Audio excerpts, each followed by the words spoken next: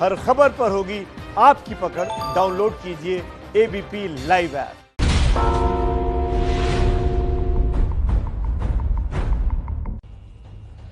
नमस्कार, मैं अनुराग मुस्कान घंटी बजाओ शो में आपका स्वागत करता हूं। आज का मुद्दा है किराए की राजनीति को देश नीति सिखाएंगे प्रधानमंत्री मोदी। क्यों? क्योंकि संकट में सियासत का मौका खोजकर अपना चेहरा चमकाने वाले हर दल के हर राजनेता को आज प्रधानमंत्री मोदी से सीख लेनी जरूरी है। जब देश में विपक्षी दल बैठक करके कोरोना पर सरकार की नीतियों में खामियों की पॉलिटिक्स कर रहे थे, तब पीएम मोदी पश्चिम बंगाल में सीएम ममता बनर्जी को तूफान से आई आपदा का हल मिलकर निकालने का भरोसा दे रहे थे।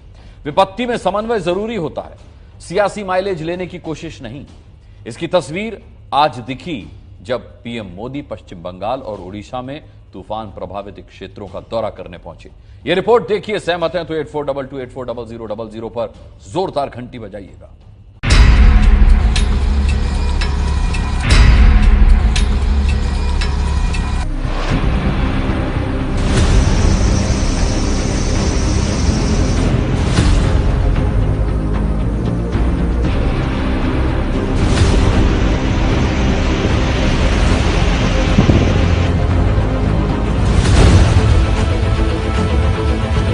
पूरे 83 दिन बाद जब प्रधानमंत्री नरेंद्र मोदी दिल्ली से बाहर निकले और बीजेपी की धुर विरोधी पश्चिम बंगाल की मुख्यमंत्री ममता बनर्जी के बुलावे पर 24 घंटे के भीतर पहुंच गए पश्चिम बंगाल, तो इसकी वजह है पश्चिम बंगाल में आया तूफान का संकट और तूफान से मची तबाही।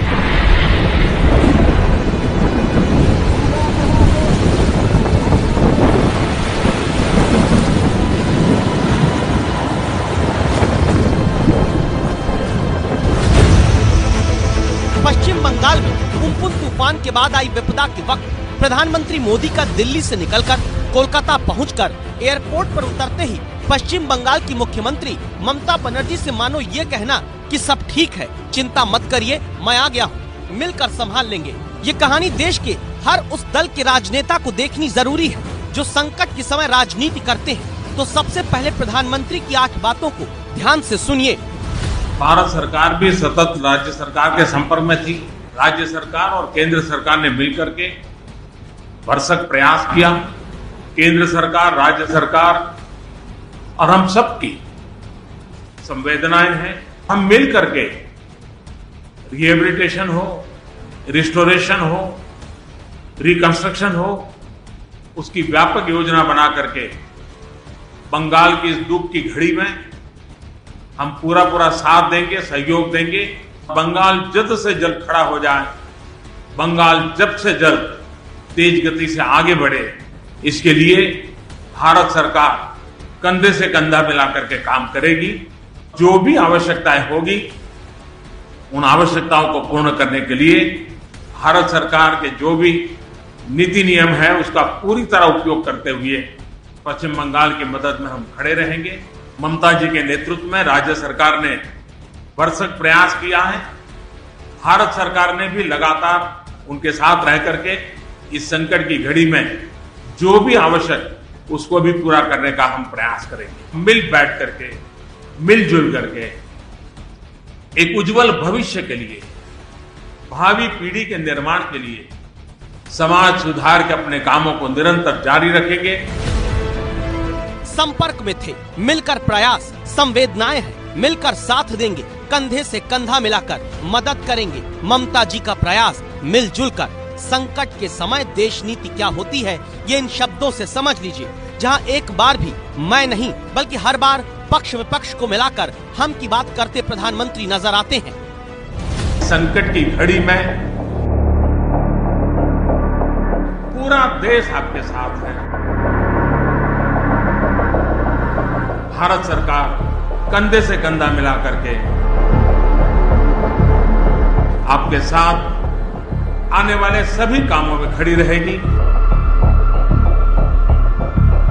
जिस पश्चिम बंगाल में दावा है हजारों करोड़ रुपए के नुकसान के तूफान को जनता ने जिंदगियां गंवा कर झेला, विपदा की इस घड़ी में सिर्फ प्रधानमंत्री पद पर होने के नाते नहीं बल्कि एक राजनेता के तौर पर जिम्मेदारी कैसे निभानी चाहिए, ये सीख नरेंद्र मोदी ने दी। ये देश नीति क्यों जरूरी है, बीजेपी कांग्रेस के नेताओं को आज देखना जरूरी है जो बस के किराए पर राजनीति करते हैं। बसों के बारे में कहा कि वो सियासत कर रहे हैं। उत्तर प्रदेश सरकार सियासत नहीं कर रही है। सियासत करने का काम तो कई बार में कांग्रेस ने किया है। राजस्थान सरकार सियासत कर रही है। तो उत्तर प्रदेश की सरकार ने कहा कि हम हमारे बच्चों को लेने के लिए बसें लेकर आ रहे हैं। महाराष्ट्र में बीजेपी के नेताओं को प्रधानमंत्री से सीख लेना जरूरी है, जो कोरोना संकट में राजनीतिक आंदोलन कर रहे हैं।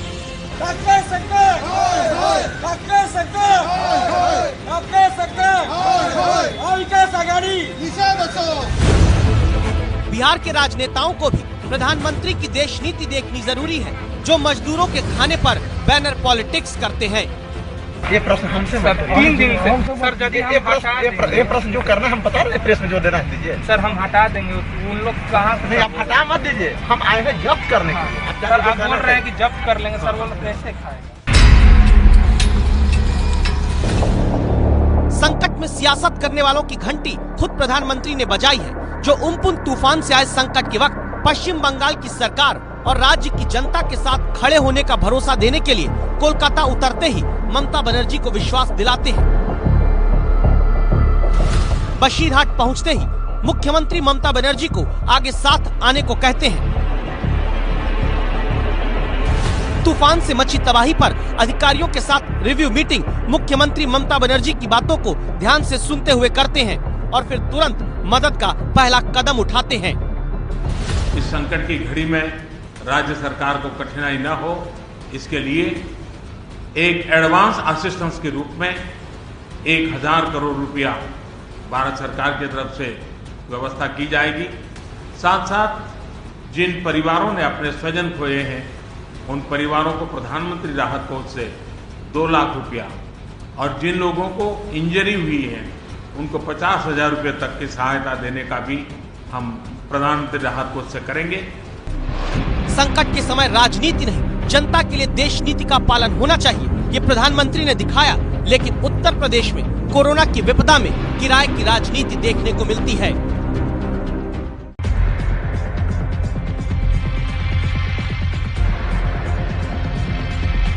बस से भिजवाने का किराया वसूल है।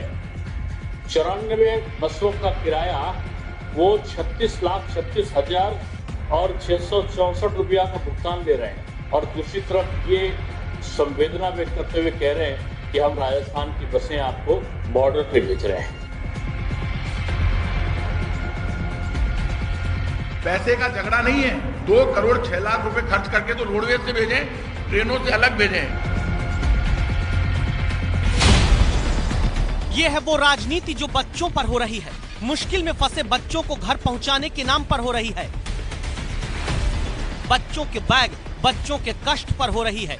ये तस्वीरें याद करिए, अप्रैल महीने में 17 तारीख से 19 तारीख तक उत्तर प्रदेश से 560 बसें कोटा से उत्तर प्रदेश के बच्चों को वापस घर लाने के लिए गई थी। बच्चे ज्यादा थे, बसें कम। तब राजस्थान सरकार से बसों की मदद यूपी सरकार ने ली थी। अब उत्तर प्रदेश की सरकार आरोप लगा रही है कि मजदूरों के नाम पर 1000 बसें भेजने का दावा करने वाली प्रियंका गांधी की पार्टी बच्चों की बस का किराया मांगती है और कांग्रेस कहती है बिल आपने मांगा, हमने भेज दिया। वो संवेदनशीलता उस समय याद आ रही है आदरणीय प्रियंका वाड्रा जी की, राजस्थान सरकार की, कि निरीह बच्चों के बस से भिजवाने का किराया वसूल है।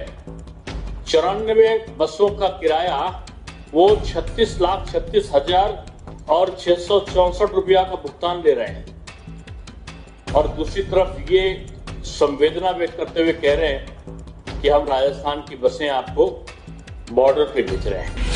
कि हमारी जो बसें राजस्थान में स्टूडेंट को लेने के लिए आई है उत्तर प्रदेश परिवहन निगम की, आप उनमें डीजल डलवा दीजिए और लिखित में एक लेटर रिक्वेस्ट, वो रात को उनमें डीजल डलवा देते हैं। जब डीजल उनमें डलवा देते हैं उसके बाद हमारी तरफ से कोई लेटर नहीं जाता उनसे पैसे मांगने के लिए। 27 अप्रैल को एक लेटर वापस उत्तर प्रदेश परिवहन निगम के एमडी मिस्टर राजशेखर लिखते हैं कि आपने जिन बसों में डीजल डलवाया था उन बसों के डीजल का बिल भेज दीजिए। तो नॉर्मल प्रोसीजर है, उन्होंने बिल भेज दिया। इसी किराए की राजनीति की घंटी प्रधानमंत्री मोदी बजाते हैं, जो मुश्किल के वक्त में देश नीति सिखाते हैं। पश्चिम बंगाल में तूफान से चारों तरफ मची तबाही का हवाई दौरा पीएम मोदी ने पश्चिम बंगाल की मुख्यमंत्री ममता बनर्जी को साथ लेकर किया। दौरे के दौरान पीएम के हाथ में पीसी टैब था, हवाई सर्वेक्षण की जगह का नक्शा था। प्रधानमंत्री सिर्फ देख ही नहीं रहे थे बल्कि समझ भी रहे थे। समझ रहे थे तूफान ने किस तरह चारों तरफ सैलाब लाकर रख दिया है और फिर बताया कि कैसे तूफान से लड़ने के लिए ममता बनर्जी सरकार के साथ मोदी सरकार कंधे से कंधा मिलाकर खड़ी रही। भारत सरकार भी सतत राज्य सरकार के संपर्क में थी। साइक्लोन का नुकसान कम से कम हो, इसके लिए जो भी आवश्यक कदम उठाने चाहिए उसके लिए राज्य सरकार और केंद्र सरकार ने मिलकर के भरसक प्रयास किया।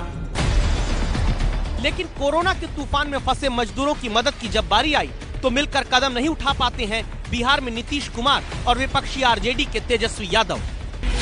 3 दिन से भूखा व्यक्ति है। ये प्रश्न हमसे 3 दिन से सर, ये प्रश्न जो करना हम बता रहे हैं, प्रेस में जो देना है दीजिए। सर हम हटा देंगे, उन लोग कहाँ नहीं, आप हटा मत दीजिए, हम आए हैं जब्त करने के लिए। सर आप बोल रहे हैं कि जब्त कर लेंगे, सर वो लोग कैसे खाएगा? इस चीज का थोड़ा ख्याल, हम कानून के कुर्सी पर बैठे हुए हैं, हम कानून का पालन करना मेरी भी मजबूरी है। उत्तर प्रदेश बिहार की बॉर्डर पर यह हाई वोल्टेज सियासी ड्रामा मजदूरों के नाम पर राजनीति का है।